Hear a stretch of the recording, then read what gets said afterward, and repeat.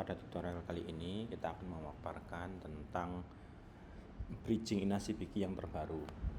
Sebagaimana diketahui bahwa Simeres Kanja sudah dari lama integrasi dengan InasiBIGI, dan mungkin dari sisi alur kita akan berbeda dengan onboarding atau cara yang diinginkan oleh Kemenkes. Kenapa seperti itu? Karena sebagaimana kita ketahui bahwa rumah sakit itu merupakan organisasi yang terintegrasi, sehingga posisinya masing-masing user itu tidak bekerja sendiri-sendiri. Sebagai contoh, fitur yang kita sediakan di sini, kita sediakan ada menu otomatis InasiBIGI, manual InasiBIGI maupun manual InasiBIGI 2. Nah, di menu otomatis InasiBIGI ini tidak membutuhkan orang sama sekali untuk melakukan proses grouping dan kirim ke InasiBIGI. Selama sudah ada yang memasukkan diagnosa dan juga memasukkan closing billing, secara otomatis akan dikirim ke InasiBIGI.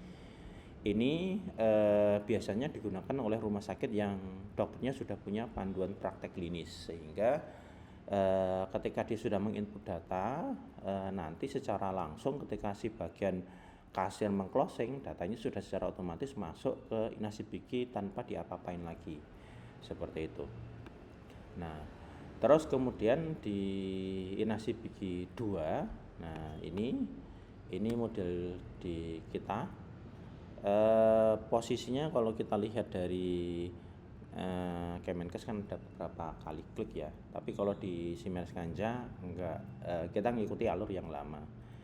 Pada dasarnya bagian Kesmik itu dia berfungsi melakukan perbaikan dari coding yang dimasukkan oleh teman-teman rekam medis. Jadi diharapannya antara klaim yang ada di InasiBIGI dengan data pasien yang ada di Simeres Kanja itu sinkron, sama, tidak berbeda.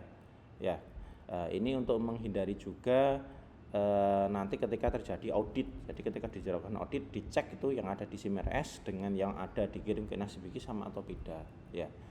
Setidaknya kalau misalnya ini kita samakan untuk mengurangi permasalahan nanti ketika ada audit di BPJS. Nah, ini fitur kita untuk yang manual. Kalau yang otomatis kan langsung terkirim.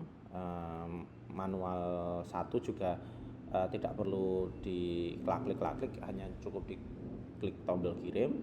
Nah, ini dalam satu rangkaian InasiBIGI ini, dari form klaim ini sudah kita sediakan ada untuk riwayat perawatan, terus kemudian ada billing seperti ini. Jadi satu, ini tadi yang riwayatnya. Terus diagnosa sendiri sifatnya sudah ada dari kiriman teman-teman di bagian rekam medis. Nah, kita di bagian Kesmik itu hanya tinggal melengkapi saja. Nah, kalau misalnya ada yang salah pun mereka tinggal hapus terus rubah. Nah, ini kita mengikuti sesuai dengan standarnya onboarding kalau yang interface ini. Untuk yang ada valid kodenya 0, dia tidak boleh dijadikan diagnosa utama. Nah, ini saya centang. Nah, sama halnya dengan yang ini. Kalau dia ada dijadikan diagnosa utama, dia kode prosedur 00, valid kode 0, tidak bisa menjadi prosedur utama. Kemudian untuk yang bisa dijadikan diagnosa utama, multiplikasinya bisa kita masukkan di sini. Nah, seperti ini ya. Nah, ini saya tadi K30 misalnya saya ganti jadi I50. Nah, ini saya simpan. Nah, ini ketika keluar, ini perbaikan ya. Terus, nah ini sebelumnya sudah saya kirim. Tapi secara alur memang tidak ada perubahan. Nah, ini tinggal disimpan saja dan ditunggu. Nah, posisinya ini menggunakan server uji coba InasiBIGI yang disetting oleh teman di RSP yang Karanganyjo. Jadi bisa jadi agak lambat ya responnya. Seperti itu. Terus nanti dari sisi aplikasi iklannya sendiri kurang lebih seperti ini. Nah, nanti akan terkirim seperti ini.